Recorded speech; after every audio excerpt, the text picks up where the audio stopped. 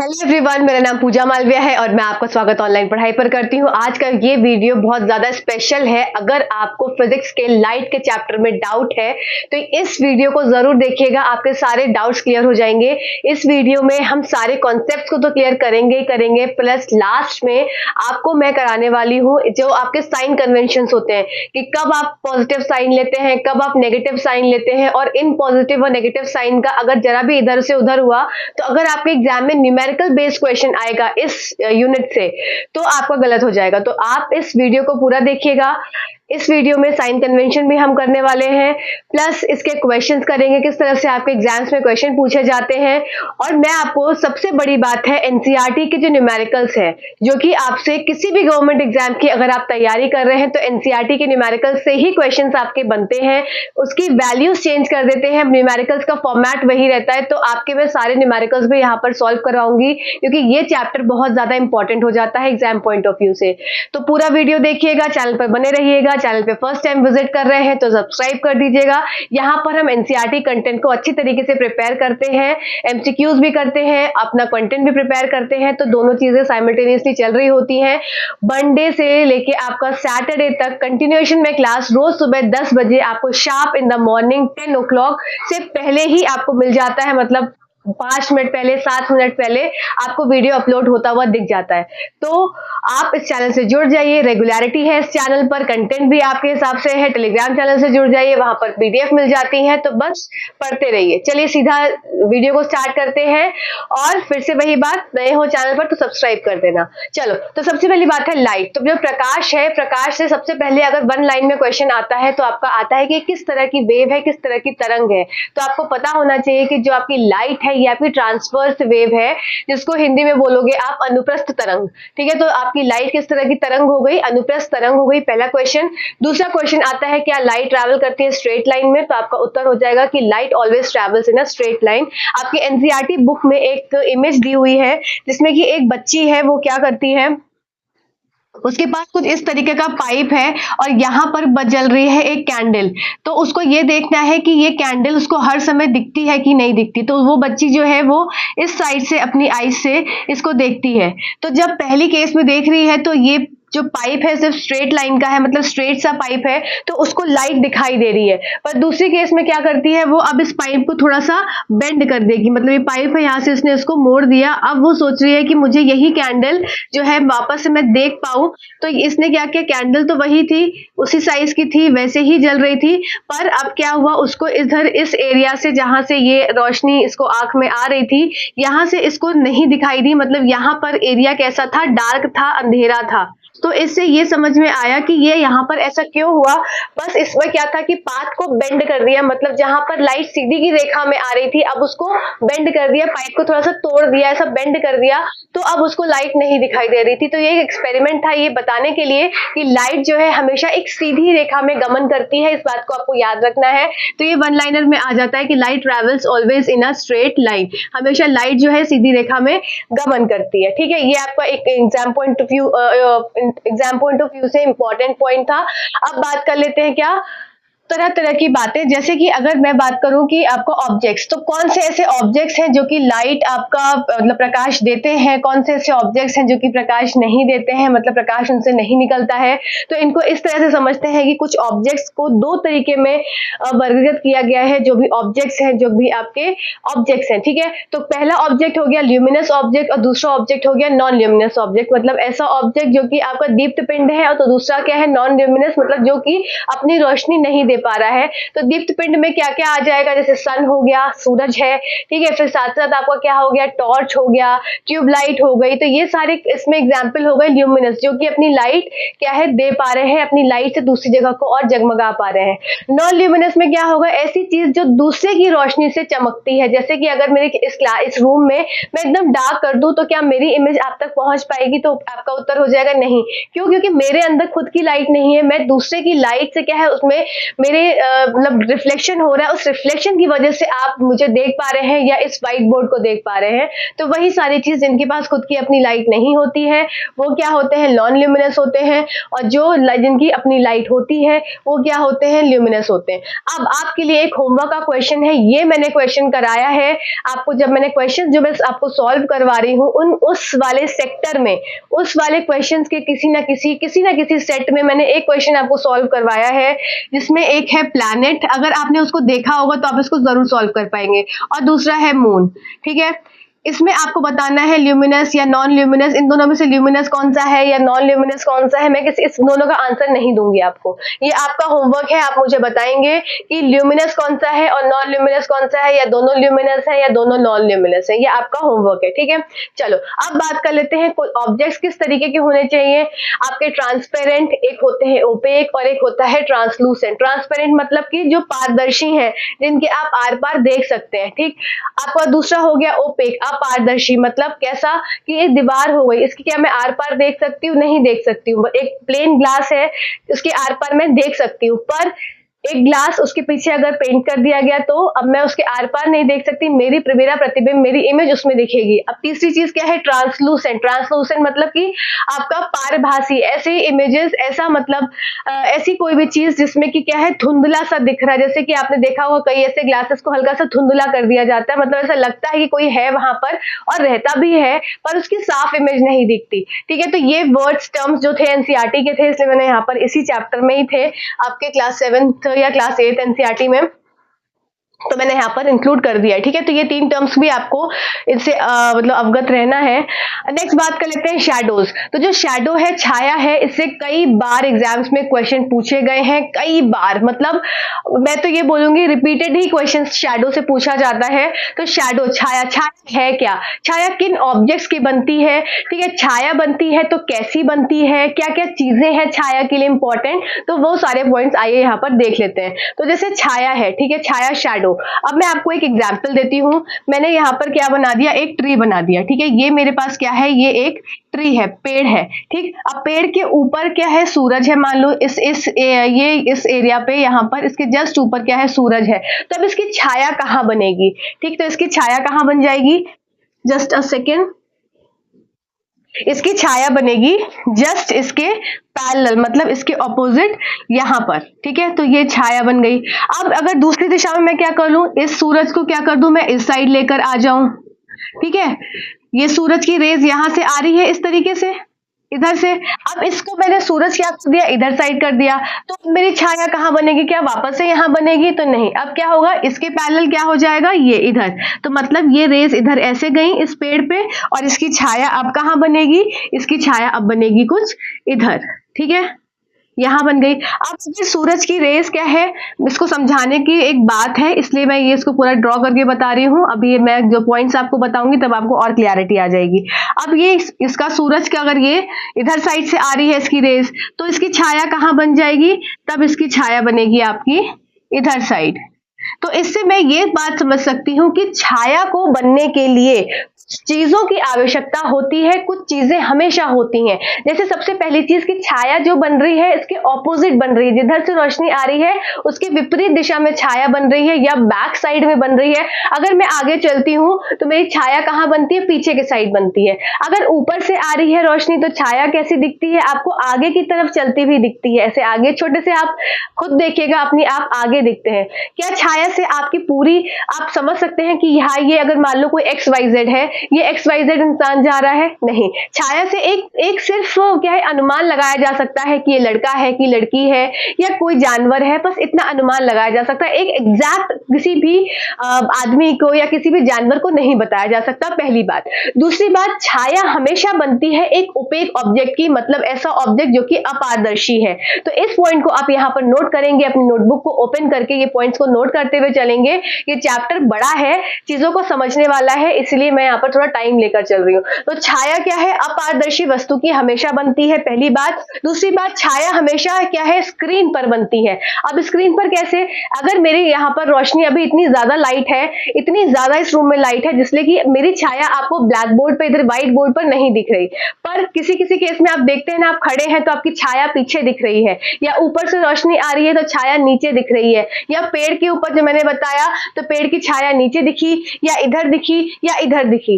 तो इससे ये समझ में आया कि छाया को बनने के लिए हमेशा एक स्क्रीन की आवश्यकता होती है, हो सकती नहीं, होती है। अब ये स्क्रीन एक दीवार भी हो सकती है, ये स्क्रीन एक जमीन भी हो सकती है, ये स्क्रीन एक पर्दा भी हो सकता है, मतलब कुछ भी एक स्क्रीन हो सकती है, ठीक है। दूसरी बात हो गई आपकी इंपॉर्टेंट। और छाया हमेशा पीछे बनती है, इस बात को भी आप याद रखेंगे। तो ये सारे पॉइंट्स किसके हो गए, छाया के हो गए, जो कि इंपॉर्टेंट थे आपके एग्जाम पॉइंट ऑफ व्यू से। और छाया कैसी दिख रही है आपको, ऊपर ये ट्री बड़ा सा है, छाया छोटी सी दिख रही है, ठीक। चलिए अब बात कर लेते हैं नेक्स्ट की, पिन होल कैमरा क्या होता है। आपके एग्जाम में इससे भी कई बार क्वेश्चन आया है।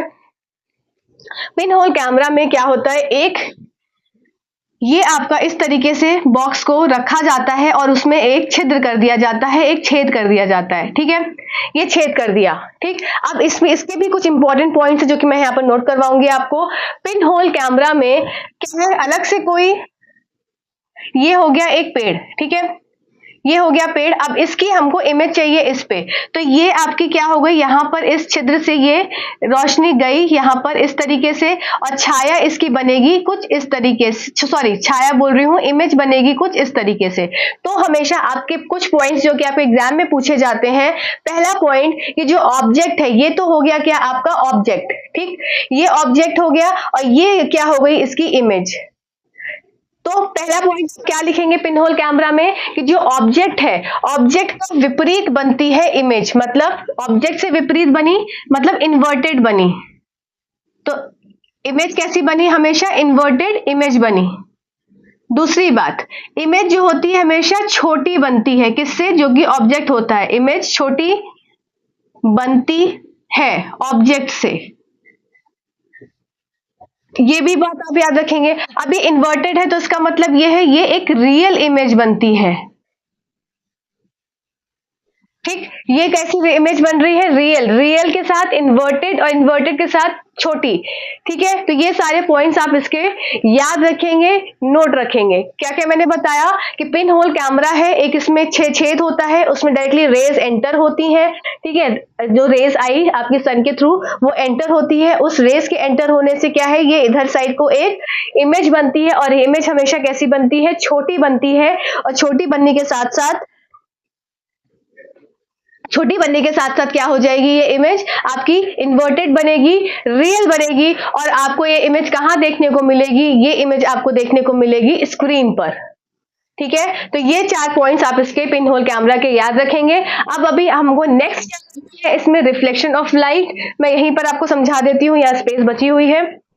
नेक्स्ट हम करने वाले हैं रिफ्लेक्शन ऑफ लाइट। इसके बाद हमारा टॉपिक है रिफ्लेक्शन ऑफ लाइट, प्रकाश का परावर्तन। तो प्रकाश का परावर्तन क्या होता है, जब लाइट आती है और वापस जब वो रिफ्लेक्ट बैक हो जाती है, तो वो कुछ एंगल से आई और कुछ एंगल से क्या हो गई, वो रिफ्लेक्ट बैक हो गई। ये हो जाती है एक इमेजिनरी लाइन, जिसको बोल देते हैं नॉर्मल। तो प्रकाश की रेज यहां से आई और यहां से रिफ्लेक्ट बैक हो गई, तो ये जहां से जो आ रही है इसको बोल देते हैं इंसिडेंट लाइट, इंसिडेंट रे। और ये जो वापस चली गई यहां पर, ये हो जाती है रिफ्लेक्टेड रे।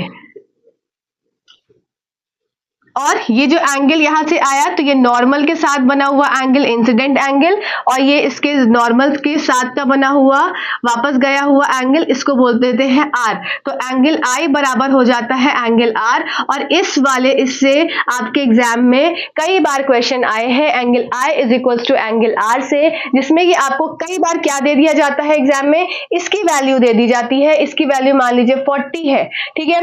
अब इसकी वैल्यू 40 अगर दे दी गई एग्जाम में, ये गिवन है, से क्या पूछेंगे, आपसे पूछेंगे what is the value of reflected angle, या what is the value of are.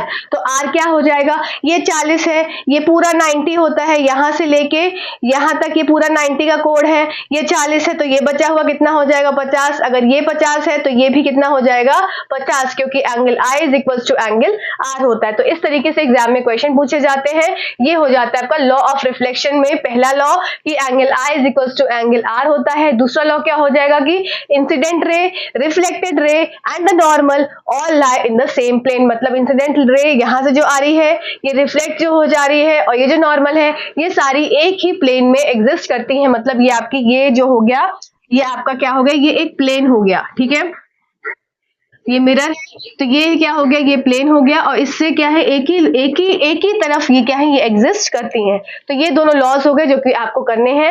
आइए अब हम करने जा रहे हैं क्या, जो आपके प्लेन मिरर के, अच्छा प्लेन मिरर का मैंने यहाँ पर लिखा है, ठीक है। तो ये आपका मिरर का हो गया, ठीक है, रिफ्लेक्शन, एंगल ऑफ रिफ्लेक्शन और एंगल ऑफ इंसिडेंस, तो ये सब चीज आप समझ चुके होंगे। अब बात कर लेते हैं properties of images form by plane mirror. एक प्लेन मिरर है, एक समतल दर्पण है, इससे कई बार इससे भी एग्जाम में क्वेश्चन आया है। तो मतलब लाइट वाला चैप्टर ऐसा है कि आपको क्वेश्चन हर एक सेक्टर से, हर एक टॉपिक से आपको क्वेश्चन निकलता हुआ दिखेगा। जैसे प्लेन मिरर की प्रॉपर्टीज क्या क्या हो जाएंगी, खुद सोचो, अनुमान करो कि एक प्लेन मिरर के आगे खड़े हो। अब प्लेन मिरर के आगे खड़े हो तो कैसे दिख रहे हो, क्या आप उस मिरर के आगे, अपने घर के आगे जब हम तैयार होते हैं, रेडी होते हैं, तो हम क्या एकदम से बड़े दिखते हैं या एकदम से छोटे दिखते हैं। तो इसका मतलब हमारा आंसर क्या हो जाएगा कि हमारी जो ये मान लो ये कोई भी खड़ा है, और ये क्या हो गया, उसका प्लेन मिरर हो गया। अब इसकी जो इतना बड़ा ये आदमी है या औरत है, फॉर एग्जाम्पल कोई भी हाइपोथेटिकल है, तो इसकी जो इमेज हो जाएगी ये कैसी बनेगी, ये भी सेम ऐसी की ऐसे ही बनेगी, है ना। तो इसका मतलब जो ये जितना बड़ा ये है ऑब्जेक्ट, उतनी बड़ी ही इमेज आएगी। तो इससे पहला पॉइंट क्लियर हो जाता है कि जो ऑब्जेक्ट की जो इमेज बनती है वो सेम बनती है जैसे कि ऑब्जेक्ट दिखता है। ठीक, पहला पॉइंट हो गया। इमेज हमेशा सीधी दिखती है। अब ऐसा तो नहीं मैं खड़ी हूं तो मैं उल्टी हो जाऊंगी, है ना। खुद सोचो, इमेजिन करो मैं खड़ी हुई हूं मिरर के आगे और मैं उल्टी हो जाऊं, मैं अपने आप को उल्टा देखूं, तो ऐसा क्या पॉसिबल है, नहीं। तो जो प्लेन मिरर होता है उसमें जैसे मैं खड़ी हूं उसी तरह से मैं दिखूंगी। मैं सीधी खड़ी हूं तो मैं सीधी खड़ी दिखूंगी, मैं उल्टी अगर मतलब मैं हाथ के बल पे खड़ी हूं तो मेरा पैर ऊपर और हाथ नीचे दिखेगा। तो इससे ये समझ में आता है कि इमेज हमेशा कैसी होती है, सीधी होती है, ठीक है। और इमेज कैसी होती है, सेम साइज की होती है। अब यहाँ पे जितना डिस्टेंस है ऑब्जेक्ट का, ये क्या हो गया, ऑब्जेक्ट का ऑब्जेक्ट डिस्टेंस। तो ये जो डिस्टेंस हो जाएगा ये इमेज का डिस्टेंस हो गया। तो इमेज का डिस्टेंस और ऑब्जेक्ट का डिस्टेंस क्या होता है, सेम होता है। सेम डिस्टेंस पे आपका इमेज भी बनेगी जितना की दूरी एक मिरर से आपके ऑब्जेक्ट की है, ठीक है। चलो नेक्स्ट बात कर लेते हैं कि ये जो होती है ये आपकी इमेज कभी भी स्क्रीन पर नहीं बनती, इसीलिए इस इमेज को आभासी इमेज बोला जाता है। कैसी बनती है, आभासी इमेज बनती है, वर्चुअल इमेज बनती है। और यहां पर दिखता है लेटरल इन्वर्जन। मैं अपना राइट हैंड अगर ऊपर कर रही हूं तो ऐसा लगता है कि अपना लेफ्ट हैंड ऊपर किया, तो लेटरल इन्वर्जन देखने को मिलता है। इसको ऐसे समझेंगे, अगर मेरा लेटर पी है, पी फॉर पूजा, तो ये आपके मिरर में कैसा दिखेगा, पी। इसी का इस्तेमाल कहाँ किया जाता है, एम्बुलेंस में। आपने देखा होगा एम्बुलेंस के लेटर्स को कि वो उल्टे लिखे होते हैं, क्यों, जिससे कि अगर वो मिरर में कोई भी ड्राइवर देखे तो उसे सीधा पढ़ पाए और वो क्या समझ जाए कि एम्बुलेंस आ रही है। वैसे तो वो हूटर बजाती है, जोर जोर से सायरन बजाती है ना, तो ये तो गलत ही चीज है वैसे तो आपको ये समझ में आया होगा कि जो प्लेन मिरर की क्या क्या प्रॉपर्टीज हो गई। पहली बात कि जितनी बड़ी मैं हूं उतनी बड़ी दिखूंगी, जिस तरीके से मैं खड़ी हूं उस तरीके से खड़ी होंगी दिखूंगी, प्लस इरेक्ट दिखूंगी, सीधी दिखूंगी, सीधी खड़ी हूं तो। प्लस क्या हो गया आपका कि ये हमेशा सेम साइज की बनती है, सेम डिस्टेंस पे बनती है और स्क्रीन पर नहीं बनती, इसलिए कैसी बनती है, वर्चुअल इमेज बनती है, लेटरल इन्वर्जन में देखने को मिलता है। तो ये सारी प्रॉपर्टीज हो गई आपकी प्लेन मिरर की। अब इस प्लेन मिरर की प्रॉपर्टीज से आपके एग्जाम में क्वेश्चन आता है कि बार अगर जो आप बार्बर शॉप में जा रहे हैं तो वहां पर मल्टीपल रिफ्लेक्शन हो रहा है, तो इस तरीके के क्वेश्चंस आते हैं, तो वो भी हम नेक्स्ट अभी जस्ट तो फर्दर देख लेते हैं। अब मल्टीपल इमेजेस मतलब एकाधिक छवियों के बारे में हमें पढ़ना है, तो इसमें दो केसेस पढ़ना है, केस 1 और केस 2। केस 1 में क्या है कि आपके एग्जाम में क्वेश्चन पूछते हैं कि अगर बार्बर की शॉप में है बैठे हुए और उस आगे भी मिरर है पीछे भी मिरर है, तो उसमें पूछते हैं कि कितनी नंबर ऑफ इमेजेस बनती है। तो मतलब कि दो पैरेलल मतलब दो समानांतर, अगर ये एक मेरा एक ये हाथ देखिए और एक ये हाथ देखिए, तो दो पैरेलल मिरर है, उन दो पैरेलल की जो समानांतर मिरर है, दर्पण है, उनके बीच में अगर कोई ऑब्जेक्ट है तो नंबर ऑफ इमेजेस कितनी बनेंगी, तो आपका आंसर हो जाएगा इनफाइनाइट। अब ये इनफाइनाइट इमेजेस क्यों बनती है, क्योंकि इसमें होता है मल्टीपल रिफ्लेक्शन, ठीक है, मल्टीपल रिफ्रैक्शन नहीं, मल्टीपल रिफ्लेक्शन। आइए देख लेते हैं किस तरीके से कि जब दो ऑब्जेक्ट क्या है, एक पैरेलल दो मतलब एक ऑब्जेक्ट दो पैरेलल मिरर के बीच में है, ठीक, ये हमको देखना है केस। आपका ये हो गया मिरर 1 और ये हो गया मिरर 2, तो ये ऑब्जेक्ट यहाँ पर ये ऑब्जेक्ट है, तो अब इसकी नंबर ऑफ इमेजेस बनेंगे कितनी, इनफाइनाइट। और क्यों बन रही है, क्योंकि इसमें बार बार जो है आपका रिफ्लेक्शन देखने को मिल रहा है, मल्टीपल रिफ्लेक्शन देखने को मिल रहा है, इस वजह से आपका उत्तर हो जाएगा क्या, इनफाइनाइट इमेजेस नंबर ऑफ मिलेगी। अब दूसरा केस आपसे पूछा जाता है कि अगर दो मिरर को अगर किसी एंगल पर रखा जाए, मतलब फॉर एग्जाम्पल मेरे पास दो मिरर है, यहाँ पे देख लेंगे, ये मैंने दो मिरर को इस मान लो ये 90 डिग्री कोण पे रख दिया, या दो मिरर को मैंने 40 डिग्री के कोण पे रख दिया, तो अब यहाँ पर मान लो मेरे पास ये ऑब्जेक्ट है, तो इसमें नंबर ऑफ इमेजेस कितनी बनेंगी, ये एग्जाम में पूछते हैं। तो ये एक तरह से न्यूमेरिकल बेस्ड क्वेश्चन हो जाता है, तो आपको न्यूमेरिकल के हिसाब से इसको सॉल्व करना है। तो देखो इसको कैसे सॉल्व करेंगे, जो भी आपको डिग्रीज दिया हो, मैं यहाँ पे यहीं पे एक्सप्लेन कर दे रही हूँ उस क्वेश्चन को, जो भी आपको क्या है डिग्रीज दिया हो, जैसे फॉर एग्जाम्पल सबको रब कर दो, बाद में मैं बनाती हूं। जैसे मान लो फॉर एग्जाम्पल है कि दिया है, मान लो दो अगर दर्पण आपके 40 डिग्री के कोण पर रखे हैं, ठीक है, तो इसका मतलब थीटा की वैल्यू कितनी देके रखी है एग्जाम में, 40, थीटा की वैल्यू कितनी हो गई 40, तो तुरंत उसमें क्या करेंगे 360 को लिखेंगे और 360/40 लिख देंगे। अब इसको क्या करेंगे, कैंसिल करेंगे, 4 9 36। अब 9 कैसी वैल्यू है, ये सम संख्या है, विषम संख्या है, ये इवन है कि ऑड है, तो ये हो जाएगी आपकी, ये इवन है कि ऑड है, तो ये हो जाएगा उत्तर आपका ऑड। जैसे ही आपका उत्तर ऑड हो जाएगा, आप तुरंत इस वाले केस में रख देंगे, ऑड वाले केस में, मतलब 360/थीटा, तो आपका आंसर कितना हो गया, नंबर ऑफ इमेजेस मिली मुझे, नंबर ऑफ इमेज मिली मुझे 9, क्योंकि क्या था, थीटा मेरा 9 आया, तो मैंने ये फॉर्मूले में रख दिया। अगर मान लो थीटा मेरा 8 आता, अगर थीटा की वैल्यू 8 आती, तब मैं क्या करती, ये थीटा की वैल्यू को 360/थीटा क्या था हमारा, मान लो यहाँ पर 45 लिखा होता, ठीक है, थीटा का एंगल 45 होता, क्या ये देखो, सबसे पहली बात फिर से समझेंगे, थीटा की वैल्यू जो भी दी होगी एग्जाम में, उसको 360/थीटा करके ये पता करेंगे कि वैल्यू ऑड है कि इवन है। अगर वैल्यू ऑड आती है तो डायरेक्ट आंसर आपका जो वैल्यू आई वही हो जाएगा, अगर इवन आती है तो -1 कर देना, ठीक है, बस आपको ये करना है, अगर इवन आएगी तो -1 कर देना, और ऑड आएगी तो उतनी की उतनी ही वैल्यू रह जाएगी, ठीक है, ये बात आपको याद रखनी है। क्या ये क्वेश्चन जब मैं कराऊंगी तो भी मैं आपको सॉल्व करवा दूंगी। थीटा की वैल्यू जो भी एग्जाम में दी हो, फॉर एग्जाम्पल थीटा की वैल्यू कितनी देके रखी है, 60 देके रखी है, थीटा की वैल्यू 60 है, तो 360/60 करेंगे तो 6 6 36, मतलब 6 आया, ठीक है। 6 वैल्यू कैसी है, सम है कि विषम है, इवन है कि ऑड है, तो ये इवन संख्या है, तो इवन संख्या जैसे ही आएगा तो 360 माइनस थीटा -1 है, तो मतलब हमें -1 करना है, तो नंबर ऑफ इमेजेस कितनी आ जाएंगी 5। अगर यहीं पे 360/40 होता तो कितना था, 9 आ रहा था, तो 9 था, विषम संख्या है, ऑड नंबर है, तब क्या हो जाएगा, उसका डायरेक्टली आंसर हो जाएगा 9, ठीक है। अब आई होप ये बात क्लियर हो गई होगी। चलिए अब एप्लीकेशंस देख लेते हैं, कैलाइडोस्कोप है, पेरिस्कोप है, तो ये दो आपको देखना है इसमें। तो इसमें किस तरीके के क्वेश्चन पूछे जाते हैं, देखो कैलाइडोस्कोप से तो आपसे पूछा जाता है कि इसमें कितने नंबर ऑफ मिरर्स लगेंगे, फिर कैसे इमेजेस बनती हैं, मतलब आपको ये पूछा जाएगा कि number of images number of mirror use और how many images are formed. तो आप वापस से इसमें बोलेंगे कि इनफाइनाइट नंबर ऑफ इमेजेस बन जाती हैं, बहुत सारे आपको पैटर्न्स देखते हैं, हमने कैलाइडोस्कोप अगर रियल में देखा होगा तो आपने देखा होगा कि बहुत सारे पैटर्न्स दिखते हैं, उसमें बहुत सारी इमेजेस दिखती हैं। अब वो इमेजेस कैसे बनती हैं, क्योंकि उसमें वापस से हो जाता है क्या, इमेज फॉर्म होती है किससे, मल्टीपल रिफ्लेक्शन की वजह से कैलाइडोस्कोप में। और आपके मिरर कितने यूज होते हैं, 3 मिरर यूज होते हैं, जो कि आपके ट्राइंगल शेप के स्ट्रक्चर में कुछ इस तरीके से प्लेस करे जाते हैं, मतलब एक मिरर ये हो गया, एक ये हो गया, और एक मिरर का ये हो गया अंदर का, ठीक है। तो ट्राइंगल, जैसे कि ट्राइंगल बनता है, अगर मैं पेन का ट्राइंगल बनाऊं तो कुछ इस तरीके से, पेन का ट्राइंगल तो नहीं बनेगा, कुछ ऑब्जेक्ट का ट्राइंगल बनेगा, जो कि कुछ स्ट्रेट स्केल का ट्राइंगल बन सकता है, 3 स्केल को एक साथ रखोगे तो वो ट्राइंगल का फॉर्म कर लेता है। सेम वैसे ही ये कैलाइडोस्कोप बनता है। तो आपको 2 बात याद रखनी है कि उसमें 3 मिरर का इस्तेमाल होता है। दूसरी चीज कि नंबर ऑफ इमेजेस जो बन रही हैं वो कैसे बन रही है, मल्टीपल रिफ्लेक्शन की वजह से बन रही है। अब बात कर लेते हैं पेरिस्कोप की। तो पेरिस्कोप में आपसे क्वेश्चन पूछते हैं कि जो मिरर्स हैं वो किस एंगल पे रखे जाते हैं, तो आपका जवाब हो जाएगा कि ये मिरर जो है वो 45 डिग्री के एंगल पे रखते हैं। अब देखो ये पेरिस्कोप है, यहां से क्या है, लाइट का सोर्स है, या यहाँ पर हमको ऑब्जेक्ट को देखना है, मतलब यहाँ पे ये ऑब्जेक्ट है इसको देखना है।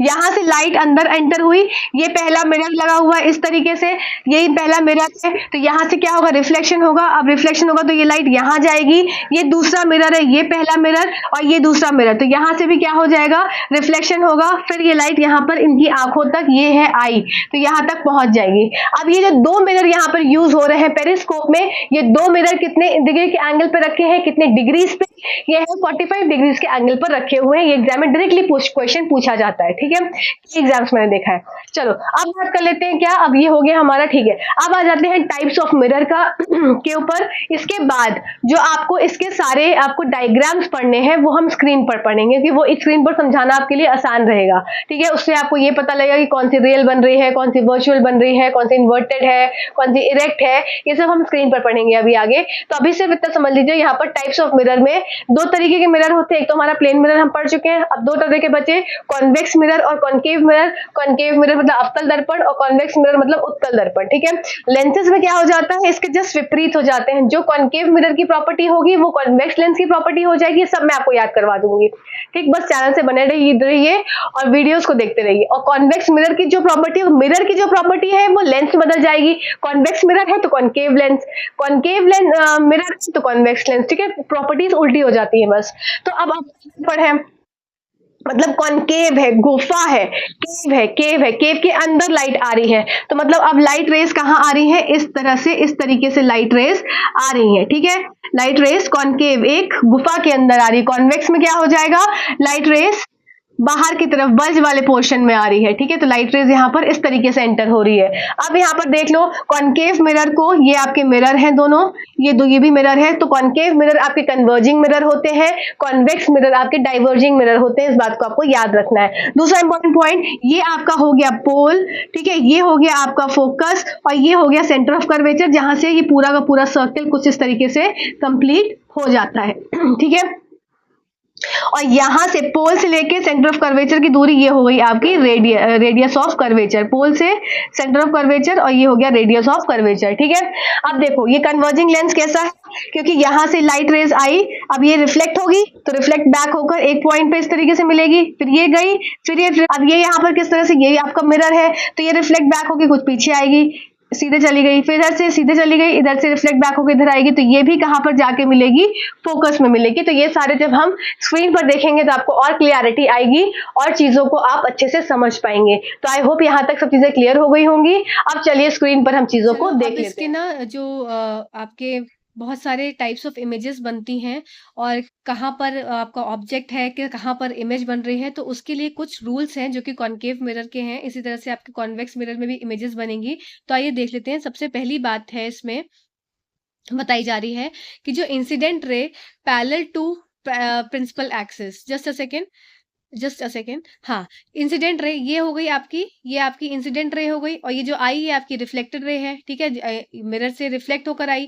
तो इंसिडेंट रे जो है ये पैरेलल है किससे, प्रिंसिपल एक्सिस से, मतलब ये जब प्रिंसिपल एक्सिस से है तब इस कंडीशन में क्या होगा। तो आप पहली कंडीशन याद रखेंगे कि जब इंसिडेंट रे और ये प्रिंसिपल एक्सिस की रे जब पैरेलल होती है तो हमेशा जो रिफ्लेक्ट होकर रे आई, ये रिफ्लेक्ट होकर जो रे आती है वो हमेशा फोकस से निकलती है, ठीक है, ये पॉइंट याद रखना है, ठीक है। दूसरी बात है, जब incident ray passing through the focus, अब यहाँ पे क्या हो गया, अब एंगल आई क्या मतलब इंसिडेंट रे क्या हो गया, यहाँ से जब ये यहाँ से निकली तो ये हो गई आपकी रिफ्लेक्टेड रे, ठीक है। तो ये यहाँ से मतलब ये हो गई इंसिडेंट रे, जब फोकस से पास होती है तो ये क्या होती है, पैरेलल हो जाती है किसके, प्रिंसिपल एक्सिस से, ठीक है। ये पॉइंट्स है, इससे क्या हो जाता है ना आपका, आप जब इमेजेस बनाते हैं तो आप ये आसानी से बन जाती है। आपको इमेजेस बनाना नहीं पूछा जाएगा, आपको क्या पूछा जाएगा, आपको कौन सी इमेज कहाँ पे थी रखी, सॉरी कौन सा ऑब्जेक्ट कहाँ पे रखा था, उसकी इमेज कहाँ पर बनी और उसकी इमेज कैसी बनी, ये आपसे पूछते हैं। तो ये सिर्फ सिंपल चीजें एक बार सुन लो और बाकी चीजें तो हम वहां पर करेंगे,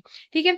अब बात कर लेते हैं कि जब कभी भी सेंटर ऑफ कर्वेचर से इंसिडेंट रे निकलती है तो रिफ्लेक्टेड रे भी सेंटर ऑफ कर्वेचर से ही वापस जाती है। ठीक है, incident ray passing through centre of curvature, ये इंसिडेंट रे यहां से गई तो रिफ्लेक्टेड रे भी क्या हो जाएगी, सेंटर ऑफ कर्वेचर से ही वापस आ जाएगी। ठीक है, ये पॉइंट्स थे।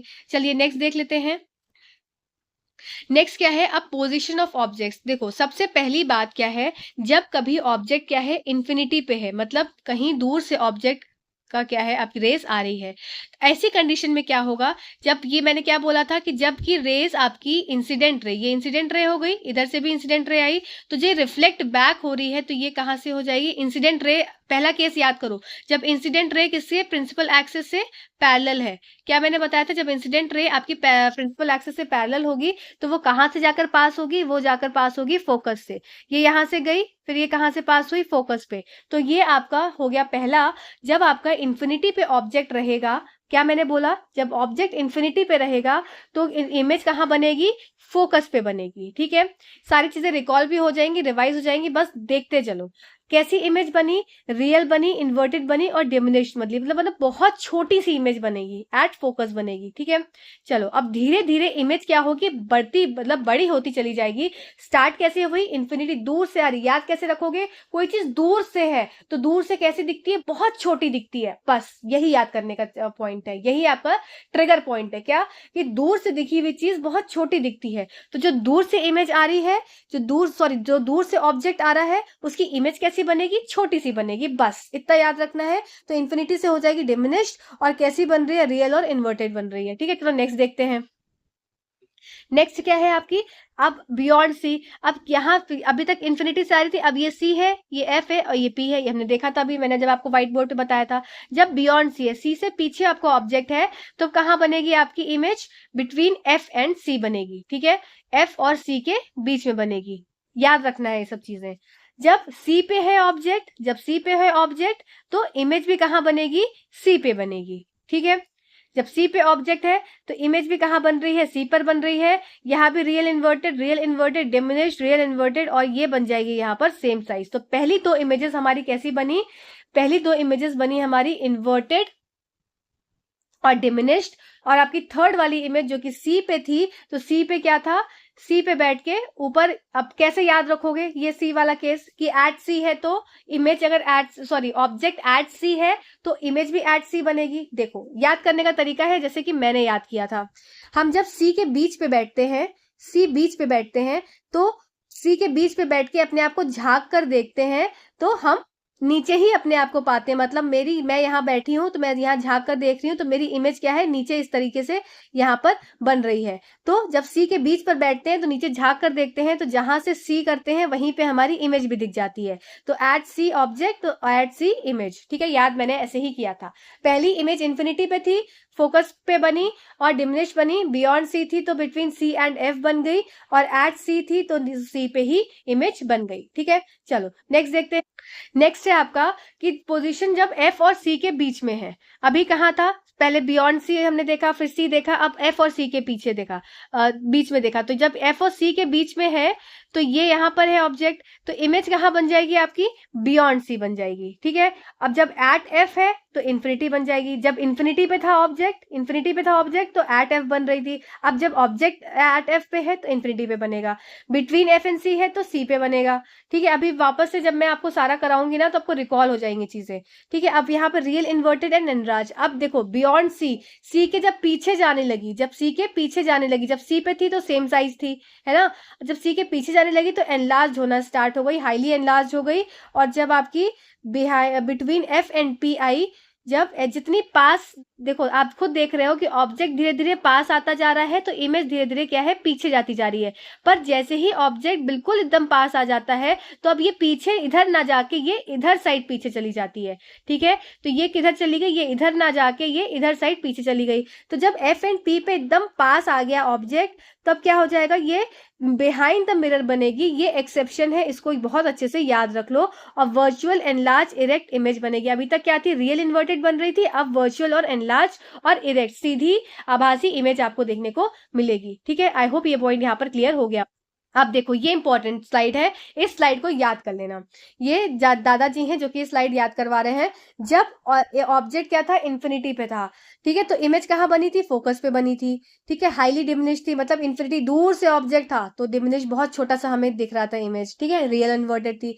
जब बियॉन्ड सी थी तो एफ एंड सी के बीच में थी, जब सी एंड एफ के बीच में थी तो बियॉन्ड सी थी। इसका जस्ट ये क्या हो जाएगा, रिवर्स हो जाएगा, ठीक है। जब एट सी था तो सी बीच में बैठे थे तो एट सी पे ही दिख रहा था, ठीक है।